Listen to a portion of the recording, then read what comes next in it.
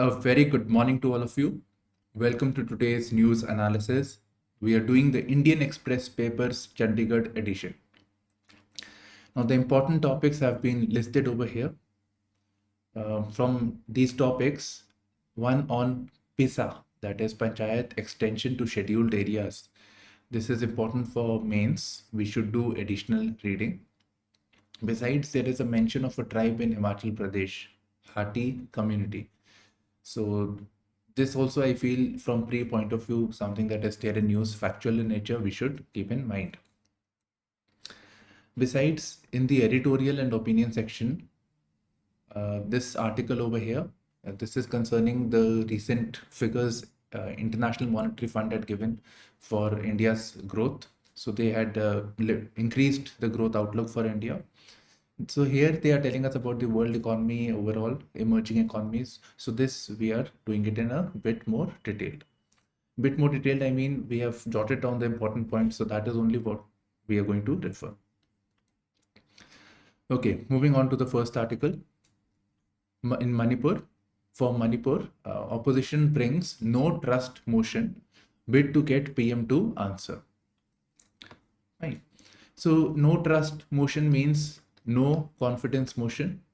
It comes from Article 75 of the Constitution, which basically implies that the Council of Ministers are collectively responsible to the Lok Sabha.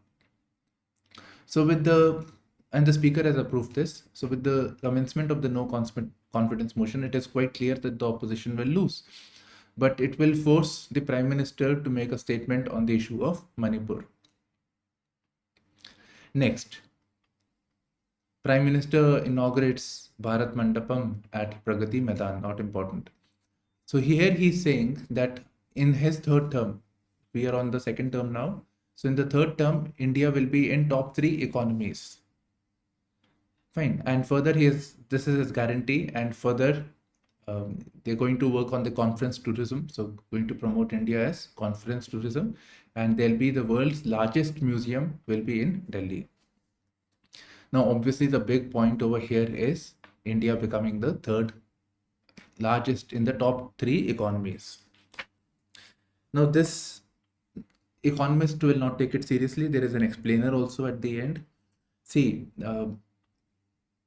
presently, India is at $3,737 billion. And the next, India is 5th largest. And the third largest is 4410, that is Japan. So we are very close to this. So given that India is going to grow at 6%, 7%, 8%, we will invariably reach the levels of Japan. Japan will also grow. So we will beat them by 2027. So that's a given. The important thing is how do we come to the first 2 categories, that is US and China. Now here, if we talk about the biggest economies, Japan is size-wise speaking, it is not much. UK is the size of Jammu and Kashmir. So that is not a very big indicator. The big thing is how are we doing with reference to per capita income? How is the growth benefiting the people? So that is the greater goal that the policymakers should be considering. Okay. Next, we have India could have crossed the yellow sea, and will do if need arises. So this was a statement made by the defense minister with reference to the Vijay Divas, which was on 26th July 1999, which commemorates India's victory in the Kargil war. Now over here, all you need to know is that there is international border, which is mutually consented by the both countries, India, Pakistan, China, whatever. When there is a disagreement, so in that, with Pakistan, we call it as line of control. And with China, we call it as LAC, line of actual control. So once these are negotiated by both and agreed upon by both countries, we will have a proper international border. Moving on. Next is Jharkhand issues PISA draft rules for consultations.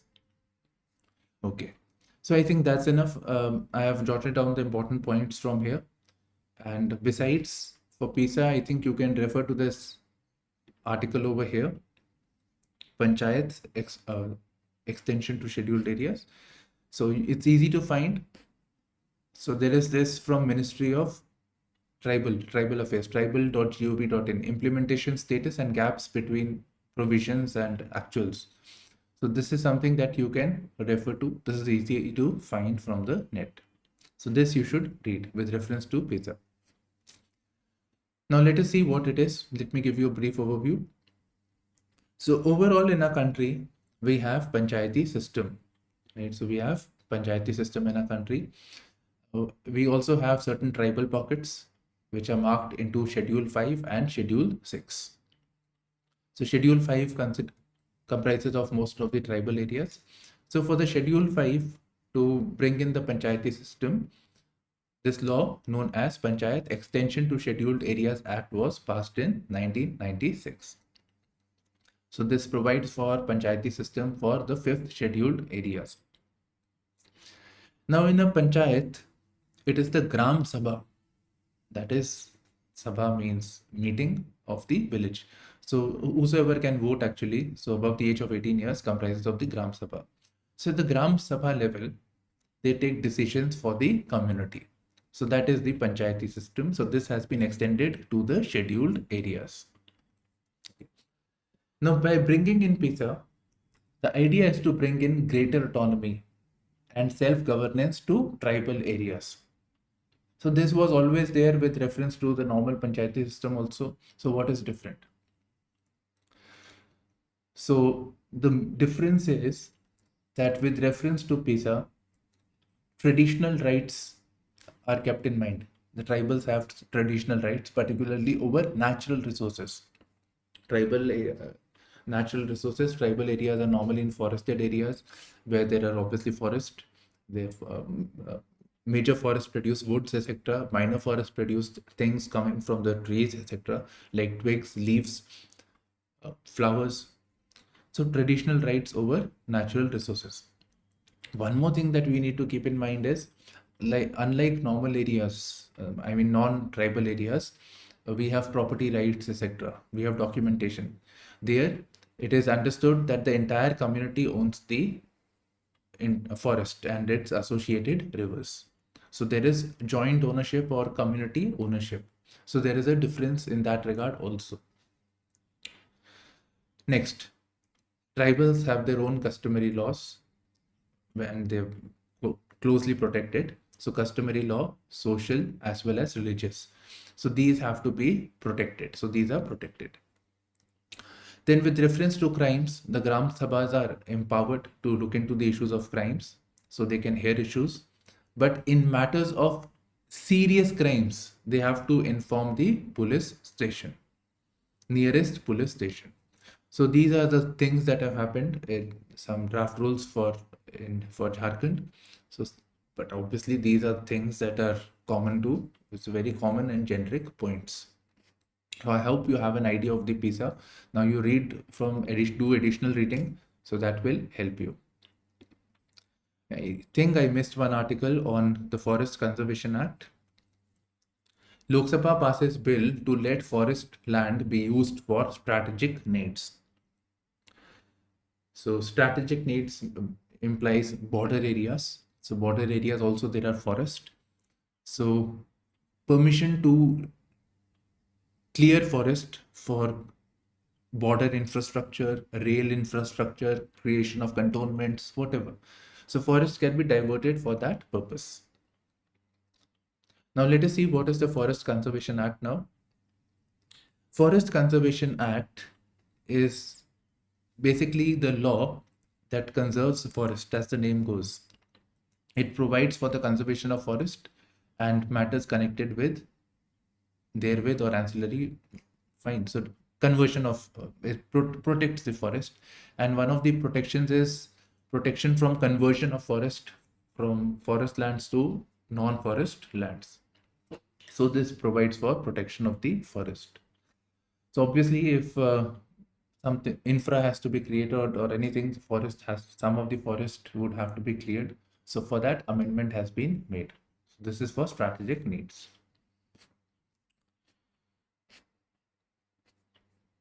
We're just scrolling further. Okay.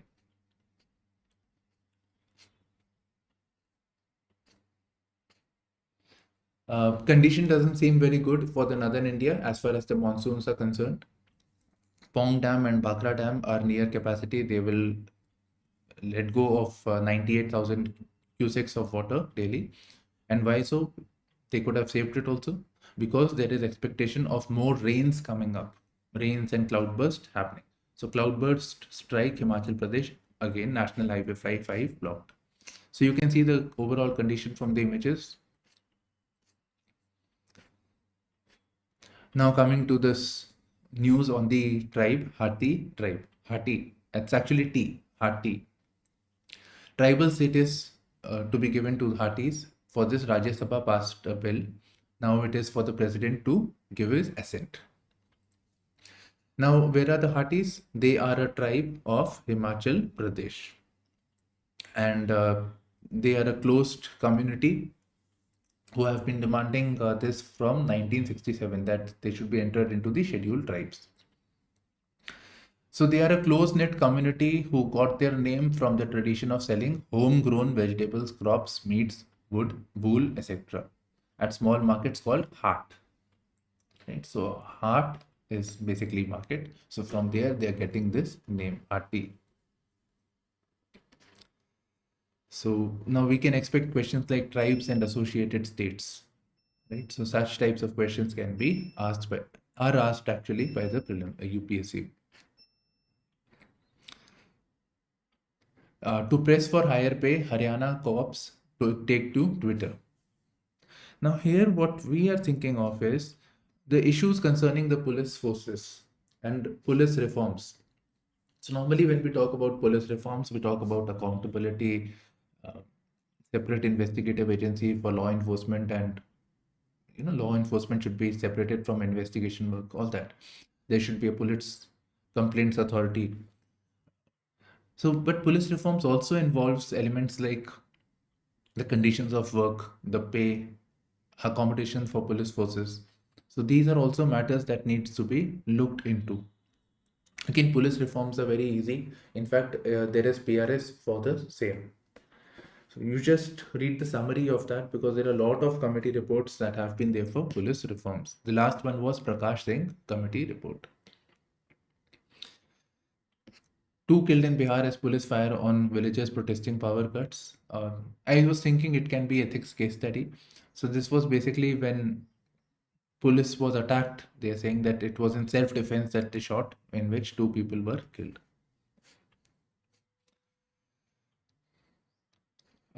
Next, states barred from buying rice from the Food Corporation of India under the open market scheme. So open market means Food Corporation of India leaves it open for the people to buy rice in the open market. Whosoever options, the states can buy it. So states have barred or stopped the states from buying FCI rice under open market. Why? Because of monsoon.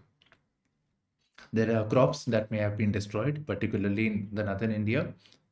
And the other reason is because of too much of rains, the sowing season has been delayed. So this may affect the food security. Next, with reference to rice, IMF encourages India to remove export restrictions. So with reference to the concerns about food security, right? So India has put restrictions on exporting of rice. Obviously, we don't want rice to go out at this time when we are concerned about this availability of food in our country. So IMF, one of the chief economic advisors, have said that if you do this, if you put restrictions, tomorrow, first of all, it will lead to increase in the world food prices, and this may lead to retaliation from other economies. So on the long run, it will not be good for India. Next, this is with reference to the Manipur violence. So Centre's International Bureau Chief is said to have talks with the Kuki and the Meitei leaders. Now here I have simplified this over here. So it's very simple. In Manipur, you look at the map of Manipur over here. The center is the plain area, and the north adjoining is the Nagaland. So with the Nagaland, the Naga community, the hill Naga hill people are there, and to the south, which is most likely the Kuki community. Now the Kuki community has been proposing that these territories where the Kukis are dominated should be made autonomous. So there should be autonomous administration within Manipur for the Kuki community. Fine.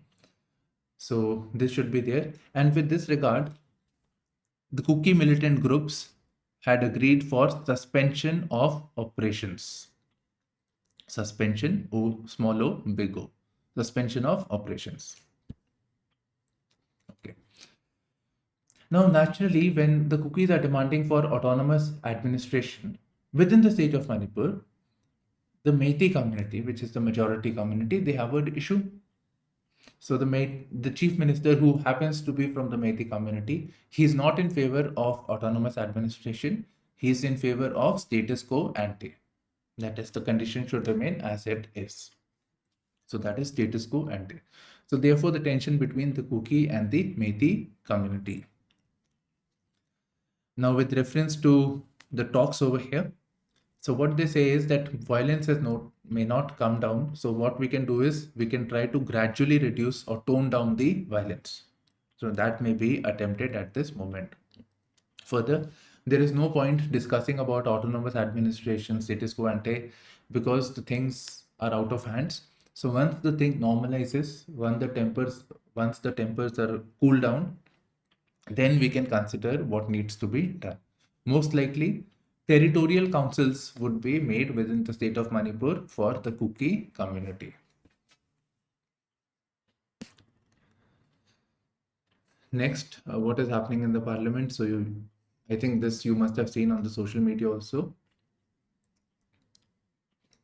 So nothing much. Government has engaged influencers, social media influencers, influencer marketing agency to inform about the work of the government, but no money has been paid.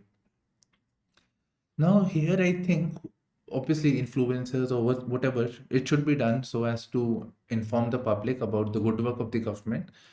But at the same time, it should be informed also that such videos are sponsored or whatever, even if the money is not paid or instructions were given. So it should be there in the public domain as to who all influencers have been enrolled. Like it happens for advertised videos or sponsored videos, it is mentioned. Okay, coming to the editorial page. So Manipur hour, right? So crisis in state needs all parties, government and opposition to speak up, fix accountability and find a way forward. That's the main issue. I don't think we need to read more into this article over here. This article is on Israel, their future and ours. So here again, I'm not doing this. It's mostly about Israel actually, maybe correlating with ours, but most of it was on Israel only over here. So not of interest. We'll have a lot more opportunities otherwise. Okay. Now here there was a term mentioned known as Zionism. So Zionism we can read. So Zionism is the nationalist movement. It is about re-establishment and the development and protection of a Jewish nation, which is now Israel. And it was established as a political organization in 1897 under Theodor Herzl and was later led by Chaim Weizmann. Right, so this is Zionism. So Israel is a result of this. And further, I think we all know the Holocaust that happened, that also made this movement for the separate state for the Jews, which is Israel. This is the article. Looking up, this is about the recent outlook given by the International Monetary Fund. Yesterday, we heard that IMF has raised India's growth outlook. Over here, we will get overall, it starts with telling us about the world economy, then outlook for advanced and emerging economies, then what is there for India. So let us see what is for the world economy. So the world economy is expected to grow at 3% in 2023. So it has raised this outlook by 0.2%. It is indicative that the world economy is doing well. It means and there will be demand. So we will receive exports. It will benefit us. Okay. Further, inflation is stated to come down. It is at 8.7% globally. So this has to come down to 6.8%. This is a very, very high inflation number, right? So this to come to at 6.8%. Okay. Now this is about the health of the world economies, right? This is an indicator. Now, if you look at the overall, this number is very, very big. Even if you go by the average, also it is very, very high. Okay. And it is reflective. If there is more inflation, eventually there is going to be instability and tensions, which is not good. Now coming to the advanced economies, overall for world economy, they have increased the outlook, but for advanced economies, it says that they will see a slowdown. So from 2.7%, it will come down to 1.5%. Now, where are the IT companies exporting? Infosys, etc. to advanced economies, US, UK, those are the markets. So they are going to slow down. Now coming to the emerging economies like India, it is to grow at 4%. So the outlook has been increased by about 1% for most of the countries, 1.2%, Spain by 1%, Russia by 0.8%. So they are expected to grow at 4%. For India, it has been increased for this year, 6.1%, up 0.2%. Now why? Because why this change of mind? So it's because of the growth. Previous quarter growth was strong. Healthy investment activity is seen. So these are the primary factors. Besides, but at the same time, we should be mindful. There are certain risks such as inflation, food security. So inflation is a matter concern. We should maintain financial stability and rebuild fiscal buffers. So these are things that we need to be mindful of. These are the risks associated. We will do this article also, Europe's carbon burden, very briefly actually. So carbon border adjustment. So I have the map of Europe. So recently, European Union brought in carbon border adjustment mechanism. This is very simple. It says that in European Union, we are bringing in regulations.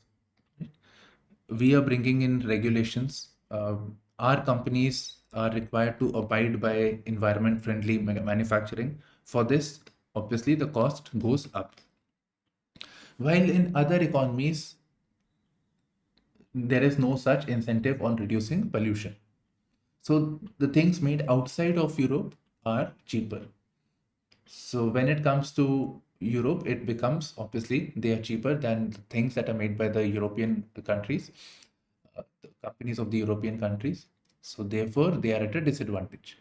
So therefore, to offset this effect, additional tax is levied. This is known as carbon border adjustment mechanism. So once it enters, additional tariff is imposed, particularly products from steel, aluminium, electricity, fertilizer, cement.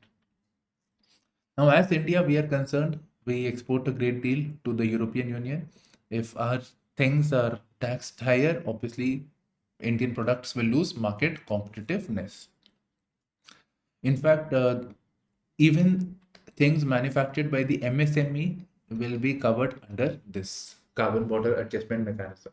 The foreign minister Jaishankar was saying that at least the MSME should be kept outside of this system, which was denied. Okay, now what is happening? For India, we have one option. We can go to the WTO, World Trade Organization, which regulates the global trade, and say that these tariffs are unfair. In fact, US and EU and US have responded to the challenge. So US and one more country, I think China, have gone to the WTO. So that is one thing. So you can go to the WTO. The second thing is we should provide some sort of an incentive or subsidy so that the things that are made over here in India or any other country, they are cheaper. So that when the tax is applied, they retain the market competitiveness. So we must innovate the pricing policy to counter the European Union's tax. So maybe we can give tax incentive or something if we are supporting sending to the European Union so that it is offset. So that is the two things. So one is WTO, other is the incentives that can be given to adjust the price. A win-win partnership on AI, I'm not doing it. This is basically from Meta. So what is Facebook Meta doing with reference to the AI? Overall theme over here is very simple. It is mentioned over here. Maybe that may be of interest. So what they're saying is that globally, the governments are saying that all these companies, social media companies, etc., they have achieved some great deal in the AI technology, AI, big data, etc. So these technologies should not be, even though they have developed, they should not be into the hands of few corporations because of its potentiality. So these should be handed over or these should be made public eventually. Right. So that is what the author is basically dwelling into over here. And by the way, he's making a case that AI, etc., should eventually come into the open source. For example, even web was developed by something internet. And now it is in the open source. Anybody can use it. Coming to the international page, it's very simple. We just go by the headline, nothing much. African leaders to seek grain commitments at Russia meet. So whatever the grain commitments that the Russia made, the Black Sea grain deal, Russia said we are not going to give it. But there are countries like Africa where food security is much more of a concern. So they want to seek concessions from Russia. Wheat prices globally have been up by 20% since Putin quit the Black Sea grain deal. Fears of coup in Niger as president held by guards. I think that is more or less a coup only. It's already there. Okay. Now, where is Niger located? I think basic idea we should have. So Niger is in West Africa. You can see over here, it's in West Africa in the Sahara region. It's cornering the Lake Chad. Now, and one way of UPSC asking us question is, one is the physical features. The other is arranging the countries in clockwise and anti-clockwise, this thing. And particularly here, there are a lot of countries, so it does create a bit of a confusion. And this belt over here, especially this one, Burkina Faso, etc., this is there in the news. And this was Cote d'Ivoire. So all these are there in the news. Okay, so you should read more about. So these are more likely to be asked in the exam also. So clockwise, anti-clockwise, we should prepare.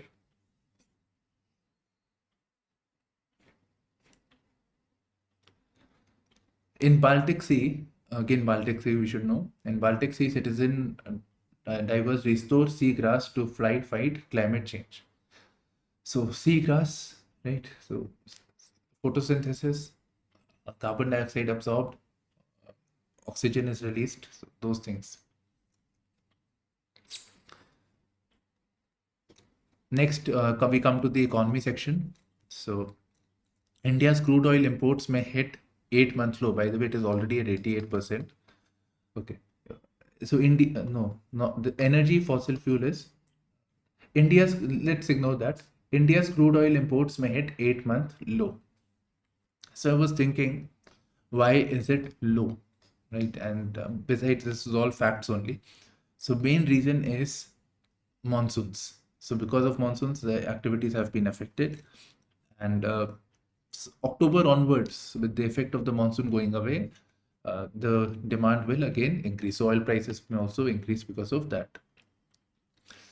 GST Council meets August 2nd over online gaming and casinos. Very soon. I mean, they already took a decision. Now again, they are reconsidering that decision in no time. Fed raises rates by 0.25%, 25 basis points to highest level since 2001. Right? So it is around 5.5% at the moment. So the overall benchmark overnight interest rate is 5.25 to 5.5%. Now, when the US increases the rates, what happens? When the US Fed increases rates, what happens? Let's say money is there in India, foreign investors have put money in India. Now, when the US is giving more interest rates, there is a tendency amongst the US investors to park their money back into the US. So this creates more demand for dollar. So the dollar appreciates, the rupee weakens as a result of this. With the rupee weakening, more and more outflow actually takes place because of this, because they want to protect their currency. The people who have invested, they want to, they have to keep in mind the dollar also, not just how much money they're earning in India, but with reference to dollar, they have to look into. So more and more outflow takes place because of this. So these are normally not seen well in Indian context. And this is also used as an argument that dollar should not be the global currency. Okay. And with the dollar appreciating, don't have to tell you that crude becomes more expensive. So crude becomes more expensive, gold becomes more expensive, imports become more expensive in general. Okay. So this is it actually. Now we come to the explained section.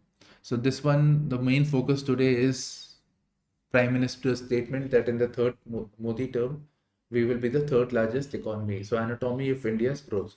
So the only thing I think you should focus is here and this chart over here. So at moment, India is 2014, it was 10th rank, and 2027, it is expected to be third rank by the IMF estimates. Okay, so that's a given. I mean, that's not for him to say or anybody to say, it's a given, this thing. So 2014 it was 10. Now if you look at the overall, we will make a major jump over here. That is, the reason is that most of the economies over here, 2014 indicators, 2014 and 23, if you look at the indicators over here, they are close, very, very close number wise. Only these two economies, US and China, are, there is a big gulf over here. So this is a matter of time that we will breach them, even by matters of inflation. So nominal GDP, we are going to go up over here. So the main challenges are that where are we on per capita income? So where are we on this thing, right? And with reference to US and China, because there is a big gap, so how close we can get to them, that is the main goal should be. So this is it. Thank you for